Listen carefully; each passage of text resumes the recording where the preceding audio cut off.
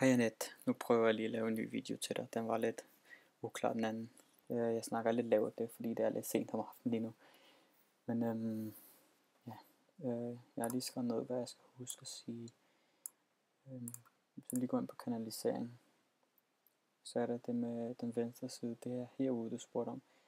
Her der vil undersiderne blive vist. Jeg kan lige prøve at gå ind på en anden side, jeg har lavet. Så kan du se, hvad jeg mener. Der kan du se her. Her, der vil undersiden blive vist, så kan du så klikke ind på dem. Derfor jeg kan også se, at det ser lidt dumt ud, når der ikke er nogen, men lige så snart der begynder at komme sider, så ser det jo ikke, så ser det jo meget pænt ud og overskueligt. Så det er sådan set det eneste, man kan bruge den side til der. Dernæst var der noget med nogle indsætning af billeder. Jeg ved ikke, om du har set den anden video, men der snakker jeg lidt om, hvordan man sætter sådan et billede ind her. Og det gør man ved at klikke på de ikon, det er et tekstafsnit, man godt vil have det ind i. Det vil sige, det er det her. Klikker vi der. Jeg kan lige prøve at slette billedet her. Klikker vi på det ikon, der er her med træet, hvor der står indsæt redigere billede. Så kan du vælge at, man skal under anden sted med at trykke gennemse. Og så kan du vælge at trykke herop, upload filer. Og så kan du så uploade fra dit skrivebord, eller også kan du gå vælge et, der allerede er uploadet. Jeg kan jo prøve at starte med at tage det her. Klikker du på det, så er det grønt, så tror jeg anvend markeret herovre. Her kan du vælge, hvor stor bredde der skal være de egentlige dimensioner. Altså, hvis du vil have den fulde dimension, så er 100%. Og så ellers kan du vælge her. Justering. Hvis du ikke vælger noget her, så kan du se, at hvis jeg trykker indsæt og OK, så bliver det sat ind, og så kommer der tekst. Der kan ikke komme tekst på siderne af billedet. Men hvis du går ind igen, hvis du er ind igen, så kan du klikke på billedet, og så på ikonet igen her. Gå til justering, og så kan du så vælge, om det skal være venstre og højre. Vælger du venstre, så vil teksten snu sig højre om billedet, og det samme modsat. Jeg kan prøve at tage højre her. Trykker højre og OK. Der kan du se teksten. Nu kan du godt skrive tekst hernede på siden af billedet. Det vil sige, der kommer noget tekstombrydning. Og det er sådan set, som du sætter billeder ind. Jeg lader lige den være, så du kan se den. Skal vi prøve ud.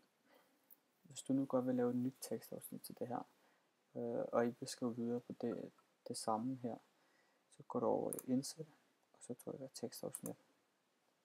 Og så kan du ellers bare skrive noget nyt her. Jeg skal test. Gem og luk. OK. Og så kan du se, så nu kan du så ikke lige se det, for det er ikke nok test.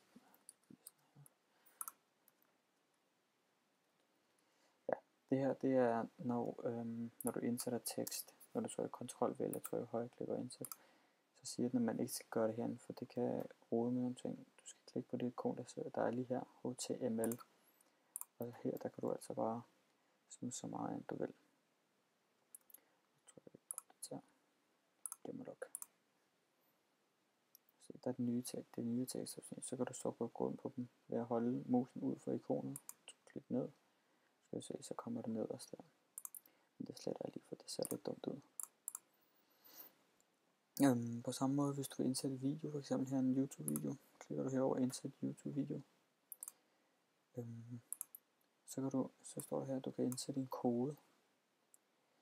Og nu har jeg den her video lavet til dig før. Den kode, du leder efter, det her under videoen, så vil der stå her indlejning. Klikker du der, og så trykker du altså Ctrl-C eller Command-Key-C, hvis du har Mac. Der kan du vælge, hvor båden skal være. Hvis du godt vil have det mindre, klikker du på det, og så er koden ellers bare lavet om. Klikker du igen, Ctrl-C.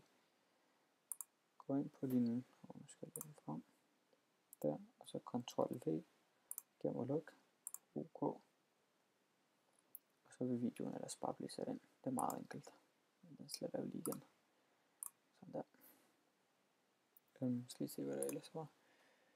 Redigerende tekst, ja, det fungerer sådan set bare på samme måde. Det tror jeg ikke, du har nogen problemer med. Det ser ikke sådan ud i hvert fald.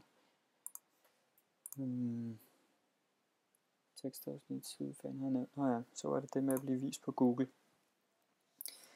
det er sådan, så hvis du går ind under administration, så er der noget, der hedder søgemaskineoptimering. Hvis du læser her, så vil der kort stå, at det, der står her, det er gældende for din hjemmeside generelt og alle sider. Og det, der står her, det er det, Google rent faktisk læser, når de søger din side igennem for data. Det vil sige, først der skal du skrive dit navn, det er Healing Gardens. Jeg vil nok vælge at lave mellemrum. Beskrivelse, som der står her, en kort og præcis beskrivelse af hjemmesiden. Som der står 25-35 år, og det skal være meget præcist, og du skal tænke på det som ord, folk vil søge på. Så det skal ikke være sådan et formelt sprog, som ingen vil søge på, men ord, som man rent faktisk vil søge på. Det skal beskrives virkelig præcist. Altså, så præcist du kan. Keywords, det er dine tags, kan man også sige. Det er alle de søgeord, du gerne vil findes på. Det vil sige, du vil gerne findes på healing, for eksempel. Nu kan jeg ikke alle termerne for det, men der kan du nok komme på en hel masse ord. Der kan du bare skrive uendelige ord. Fordi så Google, de scanner de her ord, og så er det dem, du sådan vil blive placeret efter. Du skal ikke klikke på det her no index, fordi det, hvis du klikker på det, så betyder det, at du ikke vil have, at Google skal søge en side igennem. Men det du søger indtast her, det er rimelig god afgørende betydning for, hvordan du findes. Men hvis du nu har en side, for eksempel om for eksempel kanalisering. Hvis du nu har skrevet her under søgemaskineoptimering, så står der jo rent faktisk kun noget om din generelt om din side, hvad du tilbyder. Men hvis du nu gerne vil finde ekstra godt på kanalisering, så skal du lave det samme for siden. Altså samme det her, du lavede over i søgemaskineoptimering, kun for den her side. Og det gør du ved at klikke på det her ikon her, det øverste. Og så går du ned til det, der hedder metadata. Og så laver du ellers samme du gennemgår samme proces igen ved at skrive en kort beskrivelse af kun den her side, og så søger du findes, altså søger der skal føre til den her side. Og sådan skal du lave for hver din side, og sådan optimerer man først sin side. En anden ting, Google også, altså hvor du kan få gode ranks på Google, det er sådan, når der kommer nye ting på din side, og så noget der er ekstra vigtigt, det er links. Det vil sige, hvis du er på andre forumer, eller uanset hvor du er på nettet, så sørg for at linke til din side, når du skal over, fordi tit så de link, når folk klikker ind på links, så fører det tilbage til din side.